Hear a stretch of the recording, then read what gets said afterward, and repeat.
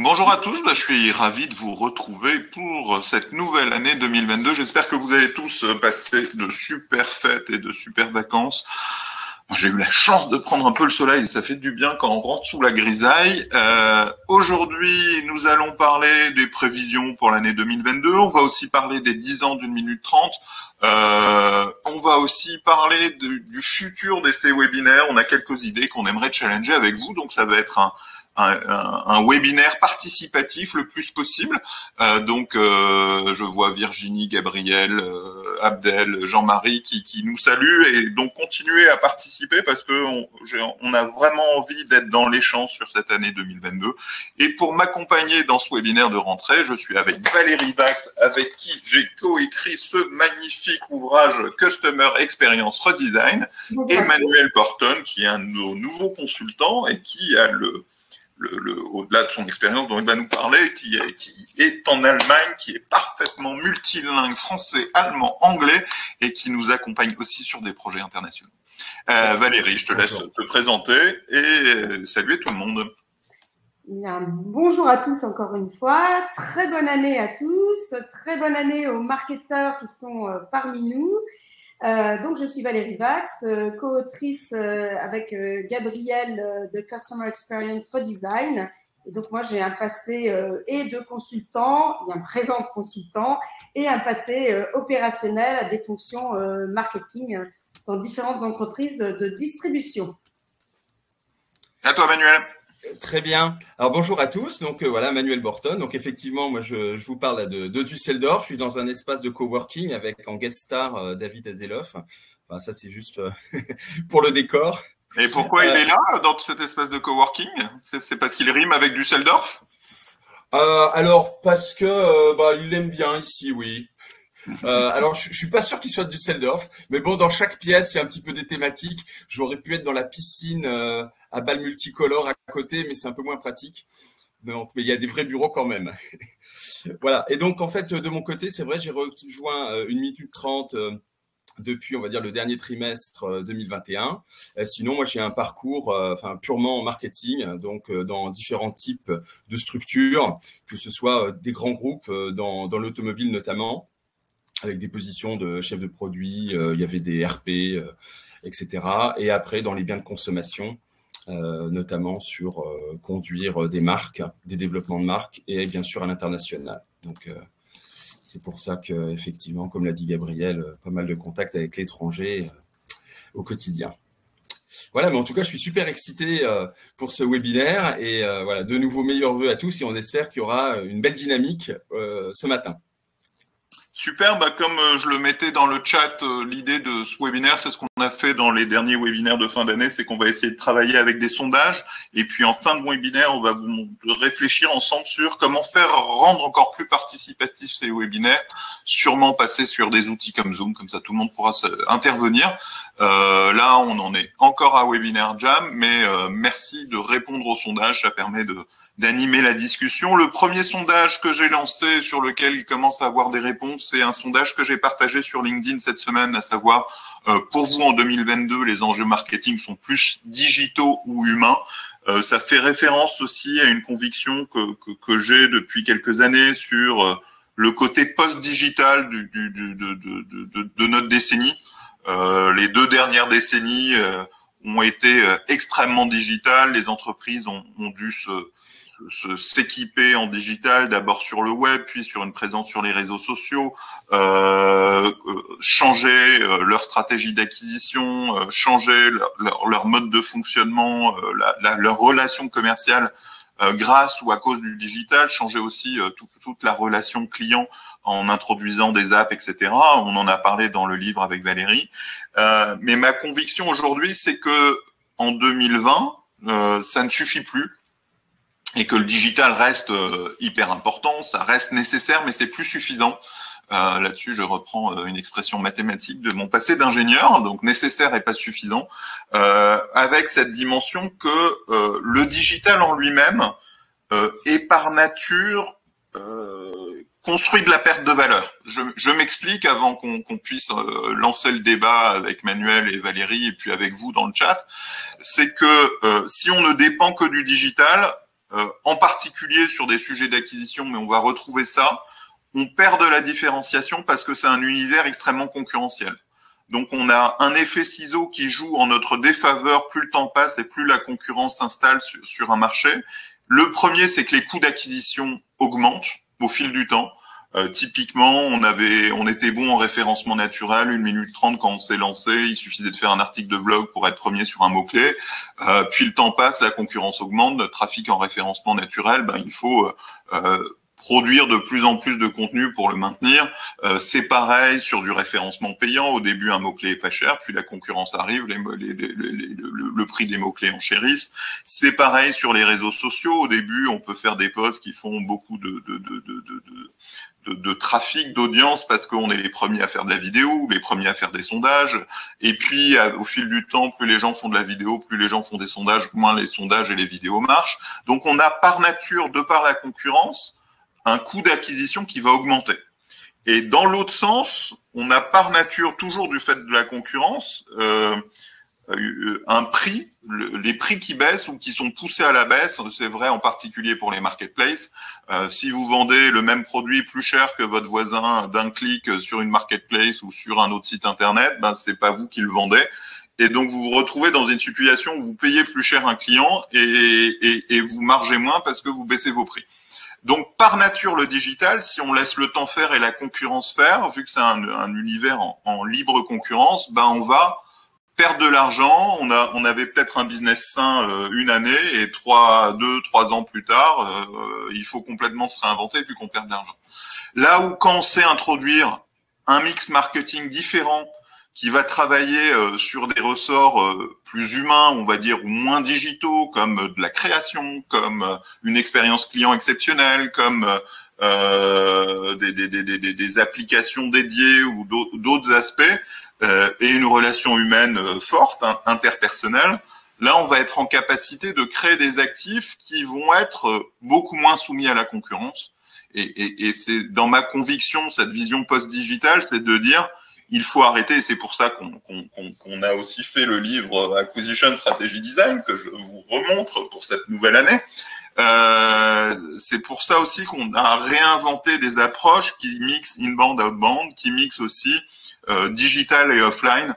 Et c'est vraiment au cœur de notre vision systémique du positionnement d'1 minute 30 que de se dire le digital c'est nécessaire mais pas suffisant. Je vous laisse la parole, Manuel et Valérie, si l'un de vous veut rebondir, et vous aussi dans le chat.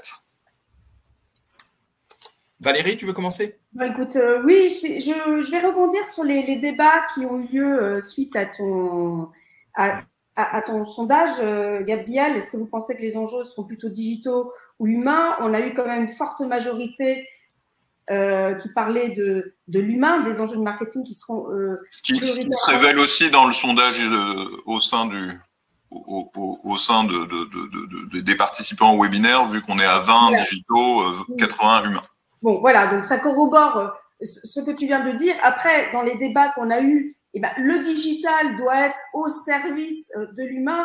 Et je m'explique, par exemple, quand on parle de self-care, le self-care, ça répond vraiment à une attente des consommateurs. Certaines formulaires, enfin, il y a beaucoup de choses en termes de digital qui facilitent la vie du client. Donc, on n'est pas là aussi, on est dans une dimension humaine, mais il faut avoir une dimension empathique. Et il y a toujours une dichotomie entre productivité et satisfaction client. Le digital, c'est pas que de la productivité. D'ailleurs, on est allé tellement loin à un moment où le digital avait effectivement, comme tu le disais, un rendement marginal décroissant parce que on se permettait de tout faire, notamment en termes de communication outbound. Donc le digital, il doit être au service de l'humain, donc on va pas forcément opposer les deux. Et quand on travaille en fait sur des projets digitaux, ce qui est important, et comme quand on travaille dans le développement de produits, c'est l'empathie client. C'est de se dire qu'est-ce que ça délivre comme valeur au client. Exactement. Alors, moi, je voulais justement, j'avais un mot à l'esprit en vous entendant tous, c'était le mot valeur. Et je me dis effectivement, là, on doit rentrer dans un nouveau schéma où on doit créer de la valeur. Alors, bien sûr, enfin, si je je fais référence aussi au sondage qui a été fait par Gabriel. C'est sûr que le digital est nécessaire pour tout le monde. On l'a dit, pas suffisant. Moi, j'avais répondu d'ailleurs à ce sondage en disant qu'il y a encore des secteurs, malheureusement, qui, sur le digital, ne sont pas du tout à la pointe. Parce que historiquement, ça s'est passé comme ça. Il y avait beaucoup plus, je dirais, de ventes en retail. Et voilà, il y a certains acteurs qui ont mis un petit peu le temps pour prendre le virage. Ceci dit, pour revenir à la thématique de valeur, moi, ce que je trouve intéressant dans le fait de se dire que le digital va être au service donc de l'entreprise, du fait qu'on va essayer de capter une audience et d'avoir une communauté qu'on devra animer, mais ceci dit, une communauté qui pourra nous soutenir, notamment dans des développements. Enfin, moi, j'ai vu ça sur avec certaines entreprises, notamment américaines, qui maintenant géraient leur communauté en les faisant participer au développement de produits. Et je trouve ça très bien dans le sens où ça ajoute de la valeur avec sa clientèle, on va dire, ou avec ses fans, puisqu'ils se sentent vraiment concernés. Mais j'imagine aussi que dans la démarche de développement en produit, la personne qui a fait un commentaire par rapport au prochain produit à développer, elle a envie de le voir. Et je pense qu'elle va même peut-être mettre le prix qu'il faudra pour l'avoir. Et donc, c'est là où je trouve finalement que le digital est un bel outil, mais dans une démarche de création de valeur où c'est l'humain qui est au centre. Oui, bien sûr, c'est cette fusion-là qu'il faut réussir à refaire vivre et qu'on a en partie oublié pendant ces 20 dernières années de transformation digitale à pleine vitesse. Avec moi dans mon article de prédiction 2020, enfin de tendance 2020, je relatais une expérience que j'ai vécue cet hiver en Espagne, dans un hôtel ou dans un hall d'hôtel. En rentrant dans l'hôtel, on pouvait plus réserver. On pouvait plus prendre une nuit alors qu'on était sur place, qu'il y avait 3 personnes derrière le guichet, un accès à un ordinateur, et ces gens-là m'ont renvoyé vers le site internet qui en plus faisait du yield management. Donc j'avais des prix qui bougeaient. En plus, un yield management, le pire qui soit, à savoir que c'est pas en fonction de la saisonnalité du moment du machin, ça bougeait entre 2 clics. Finalement, alors que j'étais dans le hall de l'hôtel, j'ai pas pris une nuit dans cet hôtel qui avait des chambres libres parce que c'était juste insupportable. Et que le personnel n'avait plus aucun pouvoir. On est dans une aberration totale. Alors pour rebondir sur ce que tu dis, Gabriel, moi j'ai aussi vécu ça, alors pas pour de l'hôtel, mais plutôt pour des services où on appelle la hotline, donc on est content d'avoir un humain au téléphone, et en fait l'humain nous renvoie sur du Q&A sur le site web et des choses qui sont prémâchées. En fait, je lui dis, mais si je vous appelle, c'est que j'ai envie d'avoir une interaction et d'apprendre des choses d'une manière différente que de me taper 50 pages d'un site web. Et effectivement, là, peut-être que l'humain doit reprendre le pouvoir. Ouais. De responsabilisation, en fait. L'anglais empowerment, mais c'est vraiment ça, la responsabilisation. Et ce que vous racontez dans vos 2 histoires, on voit bien qu'on a privé l'humain de l'humain en face du client de responsabilité, ce qui engendre des émotions qui sont de la déception, de l'agacement, voire de la colère, alors que vous avez eu un humain qui est censé donner effectivement de la valeur à la marque, à la relation de marque. Et en fait, vous créez des sentiments contraires, des émotions contraires, qui vont complètement, dans les 2 cas, vous défidéliser, vous dégoûter et même faire ce que vous faites là, du bad buzz. Donc, sans citer de marque aujourd'hui, mais que vous allez faire dans votre entourage. Je vais passer au sondage suivant qui se penchait sur les enjeux du digitaux pour en parler un début, mais moins en parler par la suite. Après, on ira vers l'humain et puis vers les 10 ans d'une minute 30 et le futur de nos webinaires. Alors, je sais pas combien il y a de répondants, c'est un défaut de Webinaire Jam. Mais on a 100% de réponses sur faire évoluer sa stratégie de contenu vers des formats plus courts, plus interactifs, plus ludiques.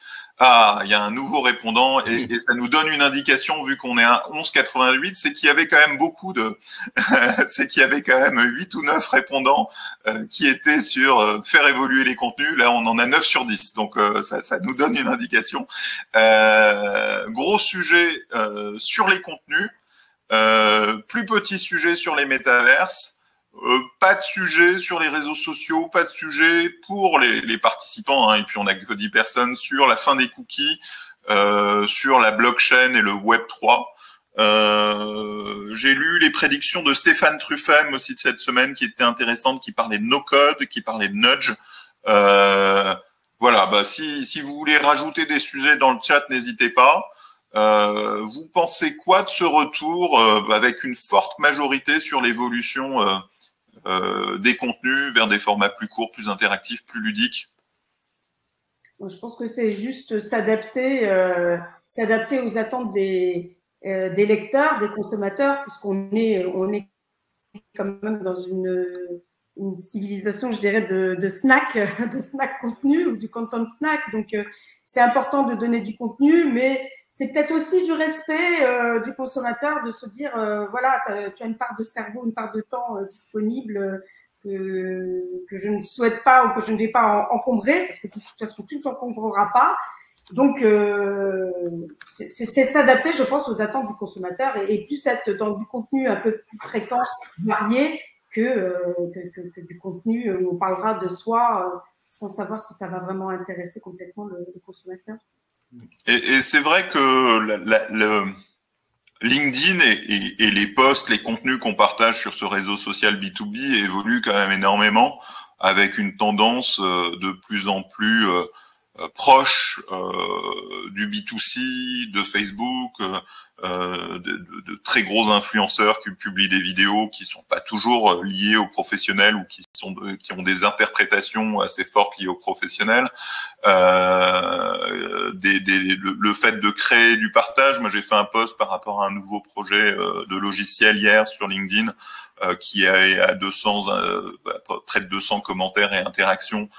Parce que je donne le choix entre différents logos. Donc, c'est vraiment ce que dit Brigitte là dans le chat sur la dimension participative. C'est comment on implique la communauté dans les différents moments de la conception d'un produit, de l'imagination de ce produit, des échanges, et que c'est une autre façon que de communiquer que de faire participer. Alors, je voulais juste rebondir sur ce qui avait été dit, quand on voit aussi l'évolution des différents réseaux sociaux et ce qui est en train d'exploser. Enfin, si on parle de TikTok, par exemple, c'est sûr que c'est un mode de communication et des formats qui sont assez différents de ce qu'on a connu il y a quelques années. Et ce que tu dis, Gabriel, pour moi, c'est aussi le reflet de ce qui est en train de se passer sur LinkedIn notamment. C'est de faire en sorte qu'il y ait ces formats courts, ludiques. J'ai participé à un webinaire hier justement sur des tendances pour LinkedIn l'année prochaine.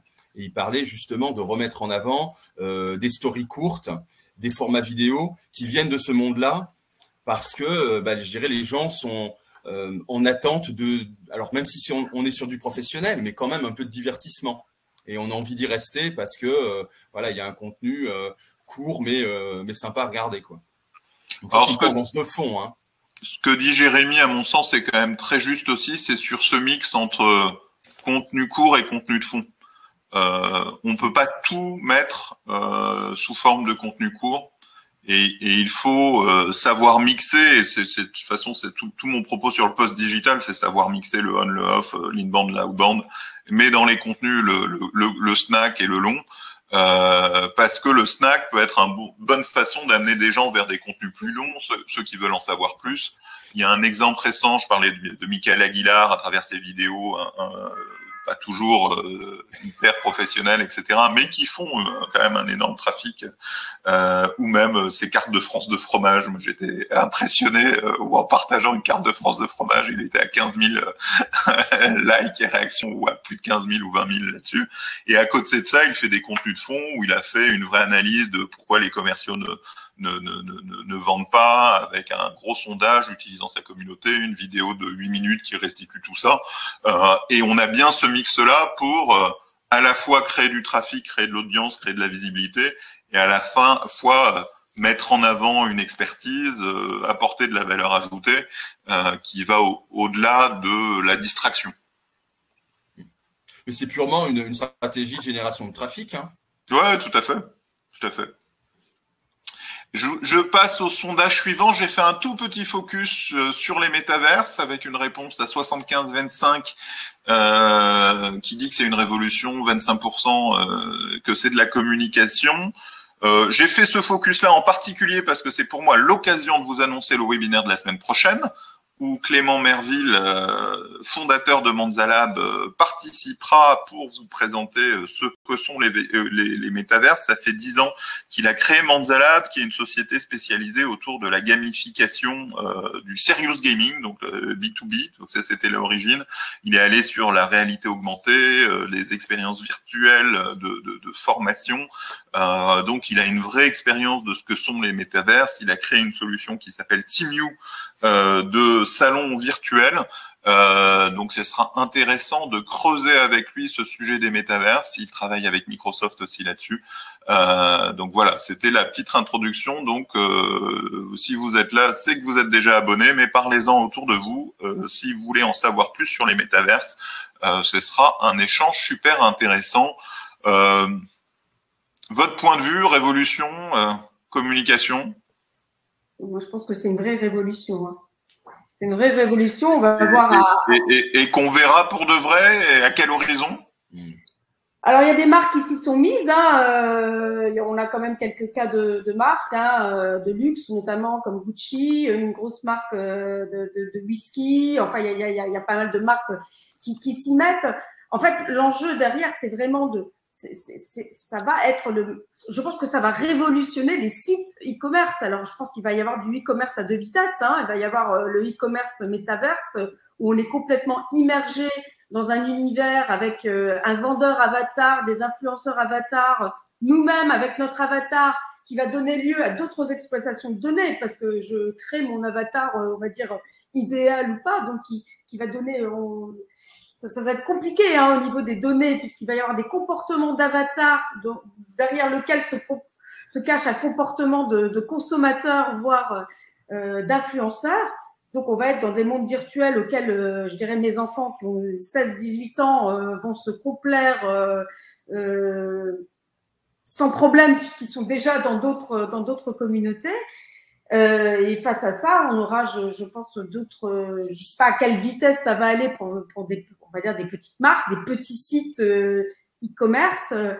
Peut-être que tout ça va se démocratiser. Donc, moi, ce que je comprends, enfin, j'avais quelques chiffres du Gartner, le Gartner qui dit qu'en 2026, les marketeurs consacreront 30% de leur budget d'influence aux influenceurs virtuels, donc qui vont officier dans ces métaverses, et que 60% des générations jeunes aujourd'hui effectueront leurs achats sur ce genre de plateformes plutôt que sur des plateformes traditionnelles. Donc, à voir, mais pour moi, c'est une vraie révolution.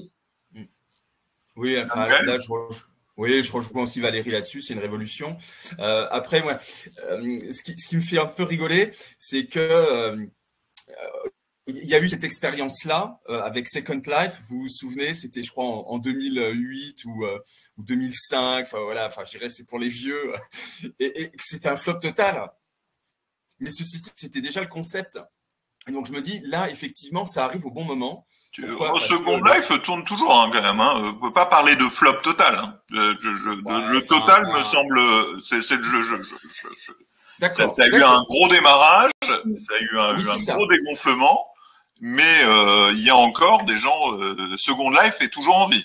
Avec Second Life, je ne sais pas s'il a un respirateur, mais dans tous les cas, on en entend beaucoup moins parler. Bien sûr. Je me dis juste que là, Metaverse, ça arrive à un autre moment où la digitalisation en est à un autre point. Je lisais d'ailleurs cette semaine là, un article sur les ventes de lunettes 3D réalité virtuelle. Donc là, effectivement, ça commence. Et donc, je dirais, agir avec un avatar ou agir dans un monde virtuel, c'est maintenant très concret. Et je pense que sur l'année 2022, ça va s'accélérer énormément. Après, bon, faut pas se cacher, ça va être voilà, une machine à fric côté Facebook, parce que bah, voilà, ils feront ce qu'ils pourront pour louer de l'espace, etc., etc. Comme le disait Valérie, des influenceurs virtuels. Enfin, il y aura tout un nouvel business model derrière. Où je pense qu'on n'a pas encore toutes les ficelles, mais ça va être effectivement énorme, c'est sûr. Alors, Valérie, tu as une petite question de Najim sur quelle plateforme les marques se sont mises sur les métaverses. Et puis moi, je vais vous donner mon point de vue qui est un peu plus pondéré. Je te laisse répondre, Valérie, juste à Najim. Je n'ai pas la réponse sur les plateformes. D'accord. Oui, moi, mon point de vue, moi j'ai commencé ma carrière chez Alcatel. Et l'un des premiers projets sur lesquels j'ai dû bosser, c'était un téléphone visio. Et on remonte à 98, donc ça me rajeunit pas, mais ça fait 23 ans, 24 ans, un truc comme ça. Et effectivement, il y avait autour de la visio à peu près le même enthousiasme à ce moment-là qu'on l'a sur les métaverses. Et quand on regarde ce qu'est la visio aujourd'hui, qui a complètement explosé en B2B avec la Covid, mais en B2C, on a un peu de WhatsApp par-ci par-là, mais WhatsApp et Skype par-ci par-là, mais ça n'a pas du tout remplacé la communication téléphonique ou même les messages d'une certaine façon. Et on a intégré la visio, à part en B2B avec la Covid, où il s'est passé vraiment quelque chose, mais c'était pas du tout là où on l'attendait, vu qu'on l'attendait énormément en B2C. Mais en B2C, la visio est une brique de communication, mais vraiment parmi d'autres. Je considère que beaucoup plus que la visio, aujourd'hui, ce qui a changé les choses, c'est le messaging, c'est les petits messages vocaux, c'est les textes, c'est les gifs qui sont devenus beaucoup plus développés que la visio en tant que telle, une ou plusieurs personnes en même temps qui discutent en même temps, ce qui se fait en B2B, mais finalement assez peu en B2C. Et je m'interroge sur cette grosse vague des métaverses et cette grosse dimension communication. Je m'interroge sur le fait que oui, il va se passer des choses dans des univers virtuels, mais ça se met en place depuis un certain temps. Oui, il va se passer des choses en réalité augmentée.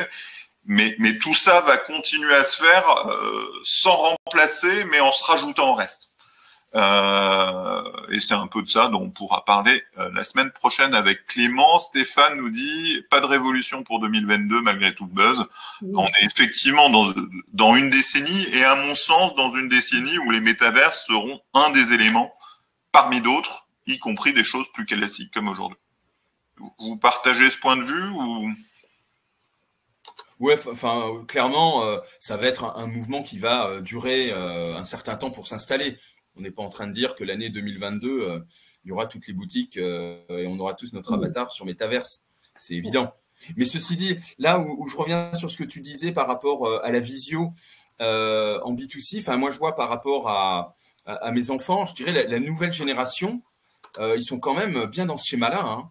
Et je suis d'ailleurs hyper étonné de voir qu'il y a plus d'appels en visio avec les copains, même en groupe, que de l'appel classique. Donc finalement, je trouve que c'est bien en fait d'avoir rappelé ton expérience avec le téléphone visio, qui est pour moi un peu le second life, tu vois, du web, et se dire que finalement ça a mis 15 ans pour se démocratiser et petit à petit, tout le monde l'utilise en B2B, donc c'est évident. Mais en B2C, je pense que là, la nouvelle génération va être très rapidement... Moi, je les trouve à fond sur la synchrone. Beaucoup plus que nous. Ils sont dans une communication vachement asynchrone ou chat, mais finalement peu orale aussi. Enfin, moi, je suis quand même très surpris. Le nombre de messages qui s'enchaînent, le truc, etc. Beaucoup plus que du synchrone ou... en visio ou même à l'oral, les gens communiquent, quoi. Je sais pas, Valérie, toi aussi, tu as on va dire des jeunes à la maison. Mes enfants sont, en tout cas, je pense, se sentiront totalement à l'aise dans des magasins virtuels, puisqu'ils participent déjà à différentes communautés et qu'effectivement, ils sont dans des modes de communication très communautaires plutôt que one-to-one. Hein. Ils participent à différents groupes. Donc, je dirais asynchrone, synchrone, c'est-à-dire que dans les messageries, il faut quand même répondre au fur et à mesure, parce qu'on revient jamais en arrière pour voir ce qu'a écrit une personne il y a une heure. Hein. Enfin, là, je parle vraiment de synchronicité. Après, pour les métaverses, moi, j'ai aucune prédiction concernant je dirais la vitesse de propagation. Il faudra, en fonction des univers aussi, voir si ça délivre de la valeur. Hein. Est-ce que ça remplace complètement un magasin? Est-ce que la réalité augmentée, elle permettra jamais de toucher le tissu non plus? Mais ce qui est clair, c'est que ça a une vraie résonance auprès des jeunes générations. En tout cas, Stéphane nous rappelle un chiffre. En 2007, 80% Gartner prédisait que 80% des internautes auront une seconde vie dans un univers virtuel à la fin 2011. Voilou. Ce sont pas des prédictions, ce sont des prédictions. On passe au sujet suivant concernant les enjeux humains, lesquels vous semblent les plus importants aujourd'hui pour préparer le futur. Grosse majorité travailler en intelligence collective avec les clients et les autres parties prenantes. Vous pouvez pas me faire plus plaisir en faisant cette réponse, même si l'échantillon est sûrement biaisé. Et autre sujet, travailler sa raison d'être, sa mission pour s'inscrire dans les logiques de marque à impact. En revanche, pas de réponse autour du marketer la fonction marketing dans l'organisation, redonner de la place à la création. Un petit sentiment là-dessus, le pourcentage se renforce encore pour travailler en intelligence collective. C'est une tendance de fond. Je pense qu'on a beaucoup cité Starbucks qui co-construisait, qui avait via son app tout un espace de co-construction. Dans le livre Customer Experience Redesign, c'est dans la partie communication, je crois, mais je parle beaucoup j'ai quelques cas de construction, hein, de co-construction. Alors, tout dépend à quel moment on se met dans la co-construction. Il faut quand même oublier que le consommateur n'est pas un ingénieur. Hein. Pour certains produits, ça va être compliqué. Mais à un moment, on prend bien les attentes du consommateur, donc ça, c'est important, évidemment, de lui faire comprendre qu'on prend en compte ses attentes, prendre en compte ses attentes via des réseaux sociaux, via je dirais, des réseaux à fort impact et pas uniquement des études de marché, valider avec le consommateur toutes les étapes, certaines étapes de création du produit, peut-être pas toutes, mais certaines étapes, ça c'est important. Comme je le disais, il faut mettre de plus en plus d'empathie dans la construction d'un produit. Hein. C'est pas, on n'est plus comme avant, le marketing donne brief, je dirais les ingénieurs ou le R&D qui sort un produit. Hein. Donc il y a vraiment une participation du consommateur à toutes les étapes. Et on a des exemples maintenant dans des marques de mode, par exemple, où à un certain moment, le consommateur participe à la validation d'une collection. Donc ça, c'est super important.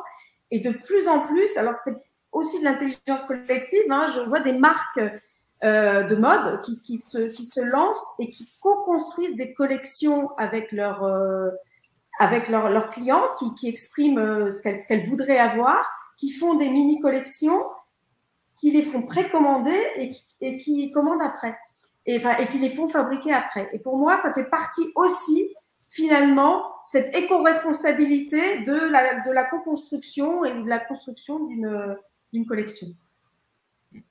Manuel? Alors, oui. Bah, écoute, moi, je rebondis sur ce qui avait été dit avant, mais qui rejoint tout ça. Hein, c'est le fait, effectivement, d'utiliser la communauté de manière participative dans le développement de produits.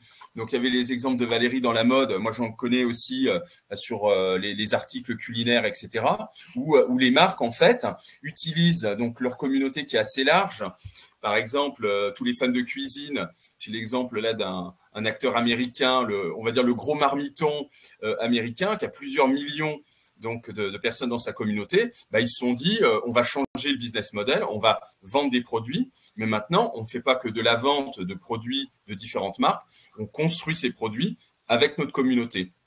Et c'est ce que je disais, maintenant, ils ont même des super membres. Je crois qu'ils ont 15 000 super membres, des gens en fait qui ont leur badge pour voilà, valider leur statut de bons créateurs pour les produits futurs.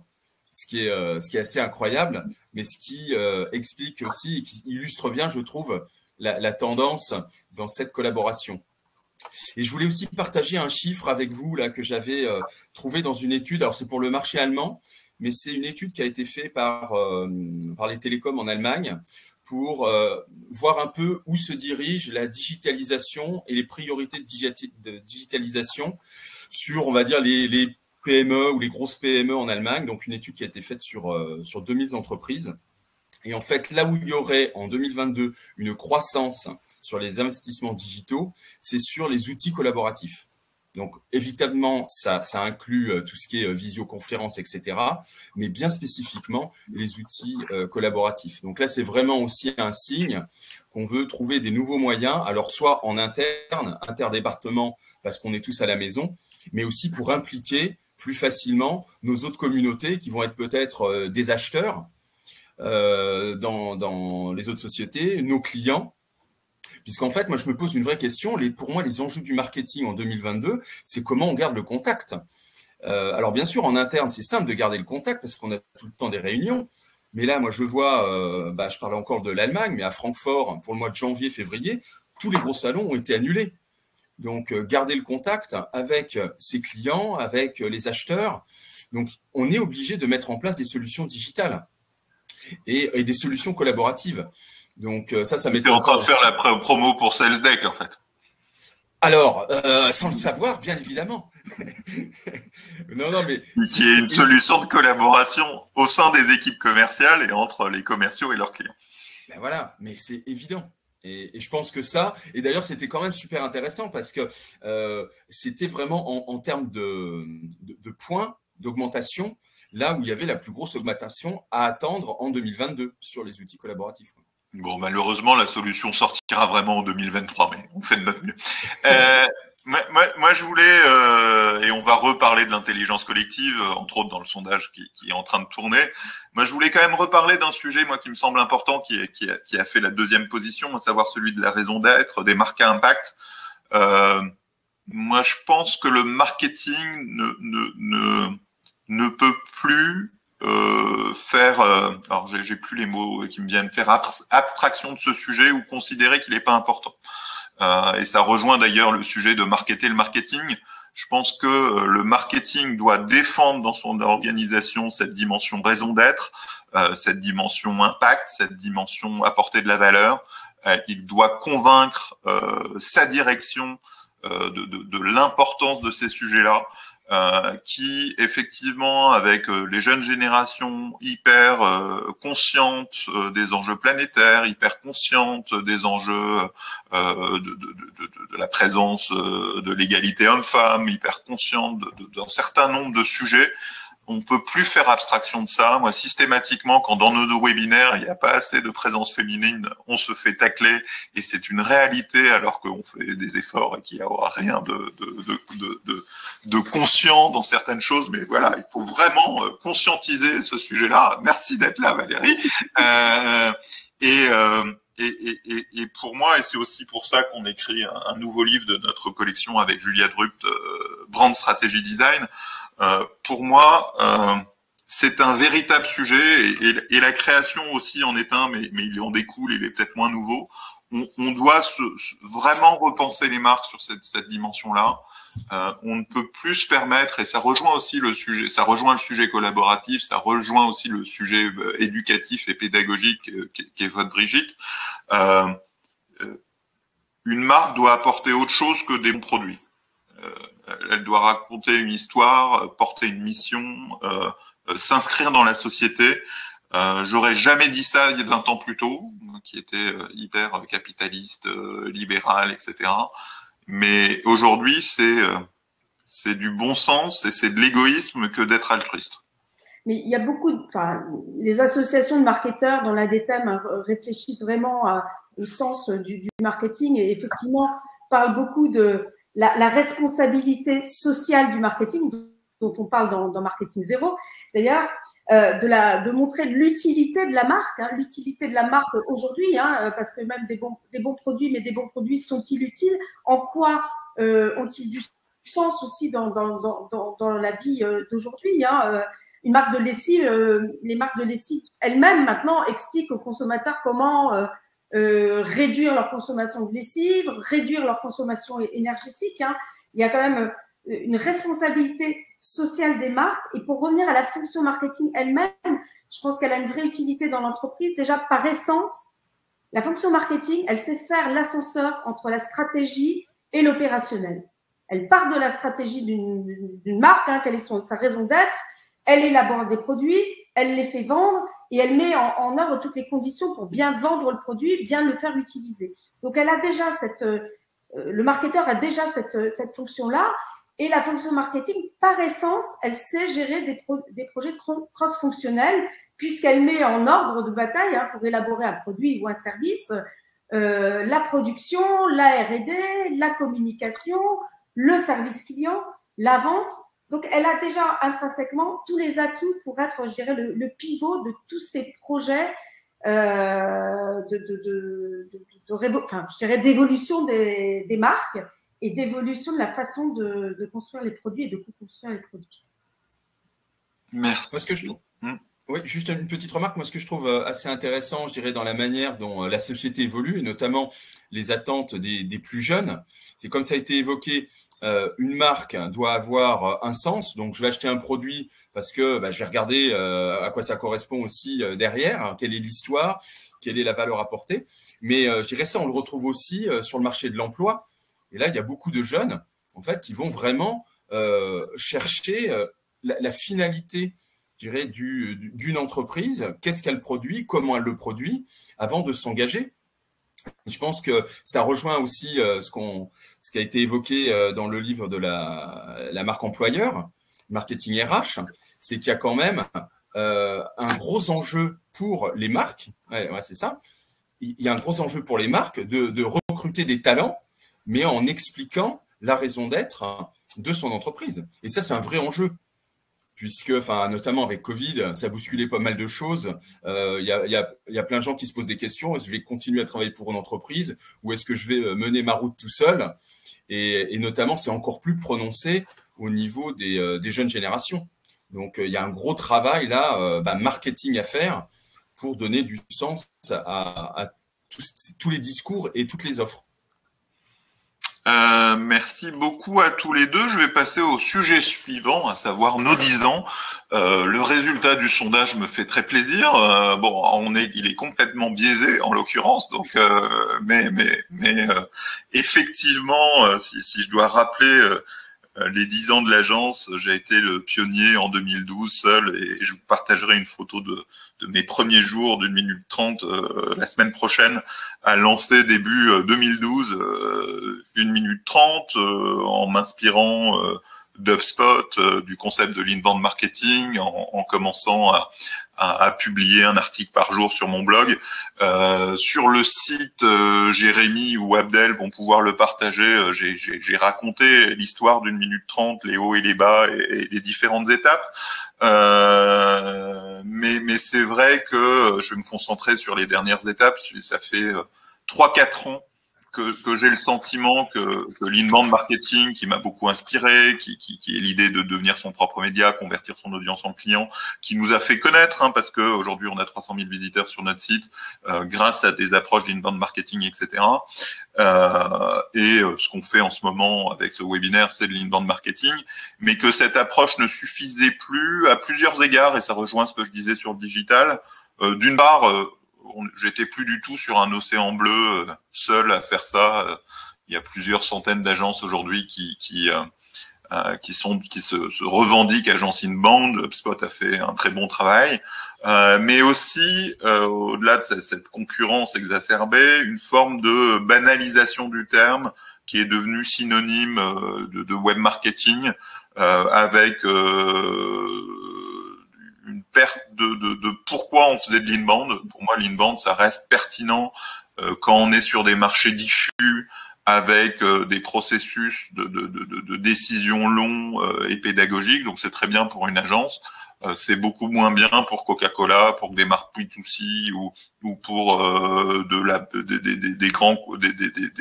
des acteurs qui cherchent à adresser des niches ou des grands comptes. C'est pas adapté, mais que cette dimension-là a été perdue de sens. Les gens voulaient faire de l'inbound sans réfléchir si c'était adapté pour eux. Et donc, ça fait 3-4 ans que, et à travers la mise en place de notre nouvelle organisation, avec des consultants comme vous deux, avec des talents extérieurs, avec une concentration sur les chefs de projet, des programmes agiles, avec les réunions et les points, et là, Jérémy, si tu peux partager notre dispositif d'accompagnement, c'est intéressant aussi. On a voulu se démarquer de l'inbound, avoir une approche plus 360, plus complète, inbound, outbound, digital, offline, comme je l'évoquais tout à l'heure, avec cette dimension post-digitale. Et puis aussi créer nos propres méthodes basées sur l'intelligence collective, mais qui ne sont pas des recettes toutes faites comme l'inbound marketing ou comme l'ABM, où on te dit il faut faire ci, il faut faire ça comme ça, utiliser les réseaux sociaux, faire des contenus, cibler les gens, etc. Mais plutôt des outils pour construire sa propre recette. En s'appuyant sur le groupe, en s'appuyant sur la transversalité, en faisant travailler les différentes parties prenantes de l'entreprise. Quand on travaille sur l'acquisition, il ne faut pas travailler que entre marketeurs, il faut travailler avec les commerciaux, avec les communicants. Quand on travaille sur l'expérience client, tu le confirmes Valérie, il faut travailler pas qu'entre marketeurs, mais aussi avec les opérations, les services clients, la communication, les ventes. Enfin, c'est encore plus large, l'expérience client, parce que ça touche toutes les parties de l'entreprise. Quand on travaille sur le recrutement, la marque employeur, l'expérience collaborateur, de la même façon, c'est transversal. Il y a le marketing, mais il y a aussi les RH, il y a aussi les opérationnels qui doivent participer à tout ça, le management. Donc voilà, essayer de développer de plus en plus de la transversalité dans les entreprises, essayer de plus en plus aussi de casser les silos. Moi, j'ai une conviction, et on en reparlera cette année, que les organisations des entreprises qui sont aujourd'hui liées au métier de chacun, le marketing avec le marketing, les RH avec les RH, la prod avec la prod, liées aux écoles de chacun, les écoles RH, les écoles de vente, les écoles marketing, etc., n'a plus de sens dans les entreprises et qu'il faut faire des organisations par process, par objectif. Enfin voilà, beaucoup de sujets pour expliquer ce repositionnement d'une minute 30 que je considère, et vous me faites plaisir en mettant 100% qu'on a réussi ce repositionnement, que je considère pour ma part effectivement réussi, et un des succès de la Covid pour une minute 30, c'est que la Covid nous a permis de sortir les 3 premiers bouquins, je vous ai montré tout à l'heure, d'en préparer 2 autres. Il y a une sortie de Q2C Selling en février et de Brand Strategy Design en mai, de travailler sur des méthodes différenciantes, de refaire notre site, de inscrire vraiment sur ce nouveau positionnement. Et à ce titre, et je vous en remercie tous, consultants, chefs de projet, clients, participants à nos webinaires, à ce titre, je trouve qu'on n'a jamais été aussi fort qu'aujourd'hui, 10 ans après, malgré la Covid qui a quand même freiné notre croissance, mais qui nous a permis de nous consolider. Donc, merci à tous. Je vous laisse réagir. Je passe au sondage suivant pendant ce temps-là, si vous avez des propos pour compléter ce que j'ai dit et ces remerciements. Valérie, Manuel. Valérie, tu veux dire un mot ? Moi, 1 minute 30, pour moi, ça reste un agitateur d'idées. Je pense qu'on agite beaucoup d'idées autour des évolutions, notamment du marketing, de l'organisation, et de manière très ouverte. Et ça, c'est quelque chose que je trouve extrêmement intéressant chez 1 minute 30. Et elle se fait via l'intelligence collective, puisqu'on est toujours dans des débats d'idées où personne n'essaye, je dirais, d'avoir une opinion plus intéressante ou plus importante que l'autre, et ça c'est important. Et du coup, 1 minute 30, je trouve que c'est une agence qui permet de grandir grâce et de faire grandir grâce à la communauté. Voilà, on fait grandir une communauté et on grandit nous-mêmes en la faisant grandir. Au-delà, bien sûr, de l'objectif business de toute agence. Voilà, et je te remercie, Gabriel, pour ça et de mettre en place toutes les infrastructures et les structures qui permettent de le faire. Merci, Valérie. Un petit mot, Manuel.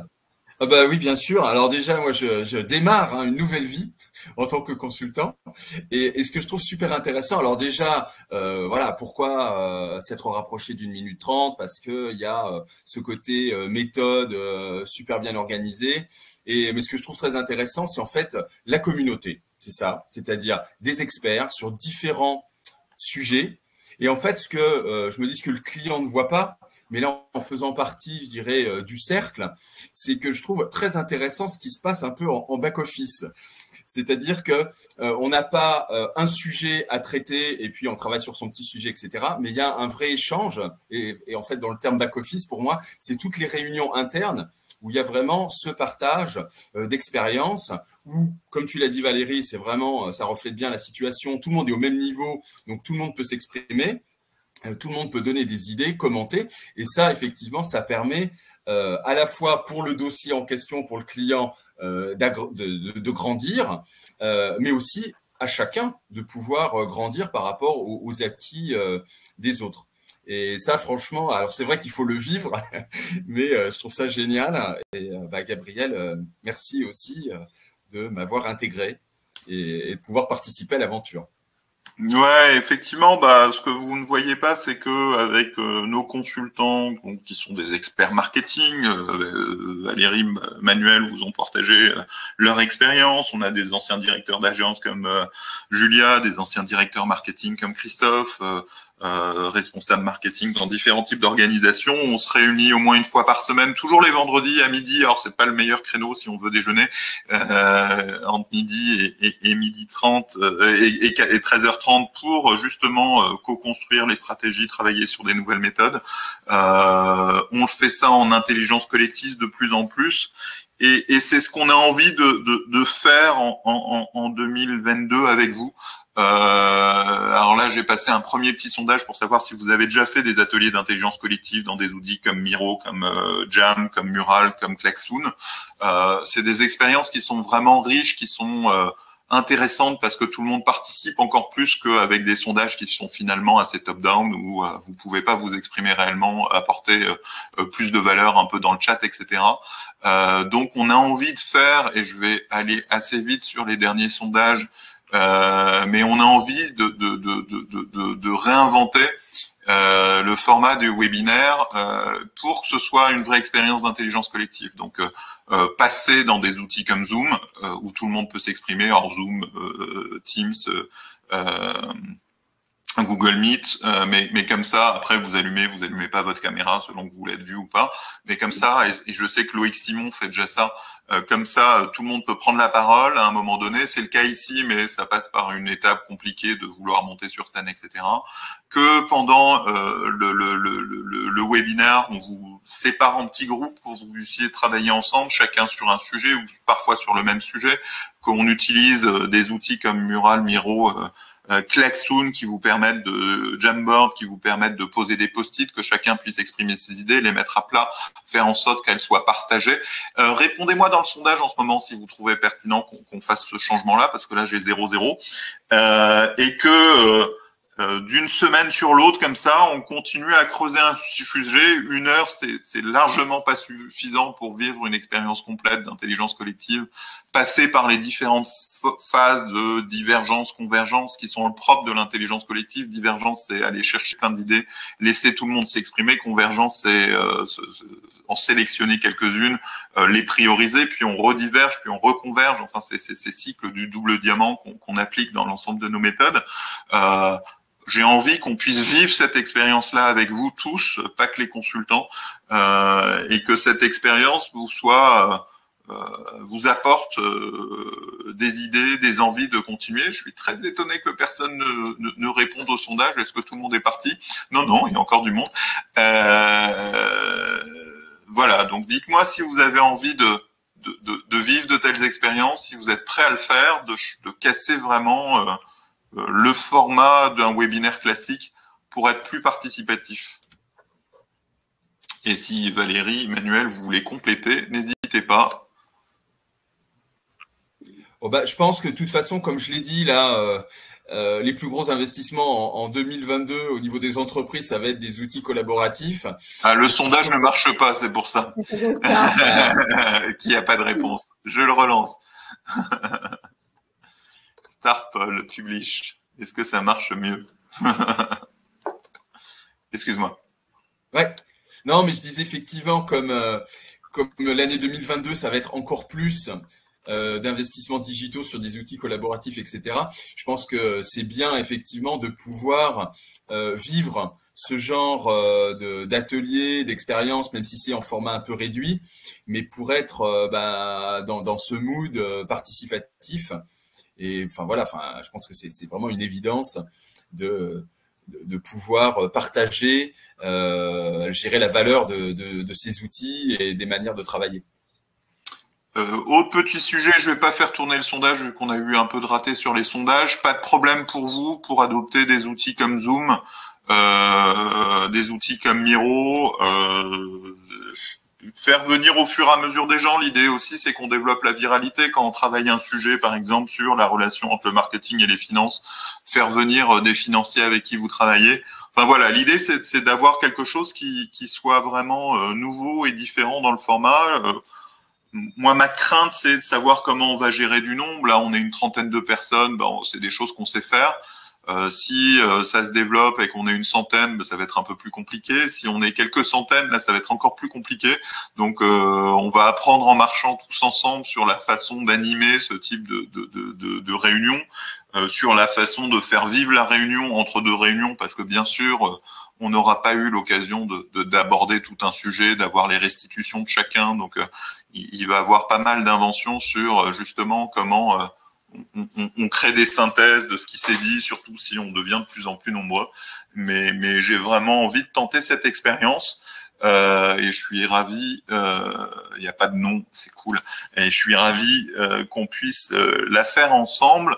Je vais vous partager, alors vu qu'on arrive à la fin de ce webinaire qui a été participatif et sympathique, semaine prochaine, on reste sur un format classique de webinaire avec Clément Merville, dont je vous ai parlé tout à l'heure sur les métaverses. Donc un peu quand même encore, même si on fera des sondages et tout, un peu un format un peu top-down, etc. Mais dès le 28, je crois, le 21 ou 28, je sais plus, vous devez avoir ça dans ce que je vous ai partagé. Le webinaire prévu avec Virginie Vivier, on va commencer à passer à ce format-là. Et les webinaires suivants seront sûrement dans ce format-là. Donc, il n'y aura sûrement pas celui avec Christophe et Christelle sur le coaching, ou en tout cas qu'on fera évoluer. Ils seront présents parmi nous néanmoins. Tout ça pour vous dire que voilà, très bonne année à vous tous. Semaine prochaine, Clément Merville dans un webinaire classique. Et puis, dès la semaine d'après, on essaye de passer à quelque chose de beaucoup plus interactif. Mais je suis pas complètement sûr de mon coup sur les dates. J'ai l'impression qu'il y a un bug. Donc, je vous tiens complètement au courant là-dessus. Et de toute façon, on vous informera. Ouais, c'est ça. Il manque un webinaire le 21. Donc, on va voir comment ce qu'on fait le 21. Il manque ce truc-là. C'est pour ça que j'avais le 28 en tête. Mais on va rattraper tout ça. On va s'organiser. Merci à vous deux. Un dernier mot, Valérie, Manuel, dans le chat, avant qu'on se quitte. Un dernier mot, je crois que l'année 2022 pour 1 minute 30, c'est en tout cas la mise en œuvre de encore plus ouverte de l'intelligence collective avec nos clients et de la co-construction. Voilà, et je pense que c'est très excitant comme projet. Ouais. Et de mon côté, ce que je souhaite aussi, c'est que on l'a constaté là ces derniers temps, mais qu'avec Minute 30, on aille encore plus vers l'international.